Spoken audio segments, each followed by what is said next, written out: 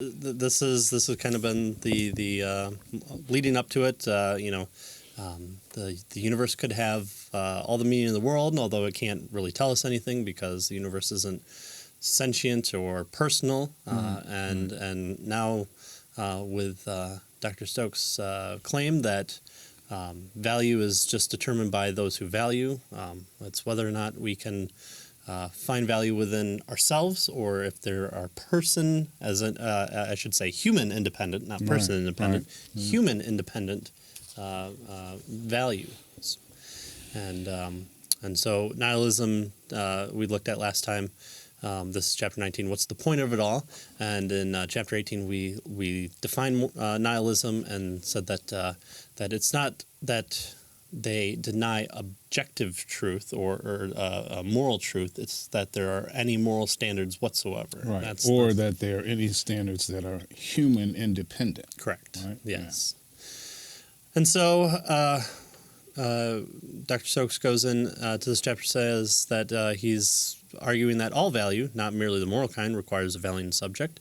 And so he argued that moral nihilism is true, but nihilism in general, not only is moral nihilism true, but that nihilism in general is true if naturalism is true. So it leads from the worldview of naturalism.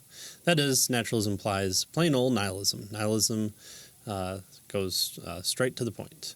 Nihilism implies that there's nothing objectively valuable about our lives, nothing independent of us anyway. Our lives have no objective worth or meaning. So again, happy chapter. He goes on to talk about it seems easier for naturalists to be nihilists when it comes to life's meaning than when it comes to moral nihilism, which seems odd. You don't subscribe any meaning to the universe, okay, but then you follow the path of logic down, and when it comes to the meaning of life, it gets not so straightforward. And it's kind of really inconsistent, right? I mean, the argument he's going to make here is that nihilism is okay with regard to the meaning of the universe, right? There is no meaning, there is no purpose, that kind of stuff. Right. But they don't want to go there when it comes to morality. Right? They want to know. They want morality to be objective and meaningful, and and that sort of thing. Well, and he's suggesting here that you really can't have it both ways. Right. Yeah. It would be odd to find out that life has no meaning in the grand scheme of the universe, but then when it comes down to your personal ideas, then they suddenly spring forth. But we'll get into that. So our feelings about moral values are much stronger than our feelings about life's values, which seems to be the odd part here.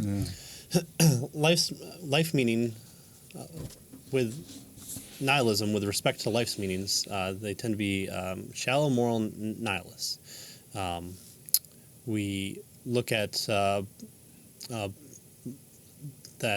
we looked at human life and then said that the race is slow, sure doom falls, pitiless and dark, blind to good, reckless of destruction, omnipotent matter rolls on its relentlessly. Yeah, so this is a quote from a very, very famous piece by Bertrand Russell in his A Free Man's Worship. Yeah. Right?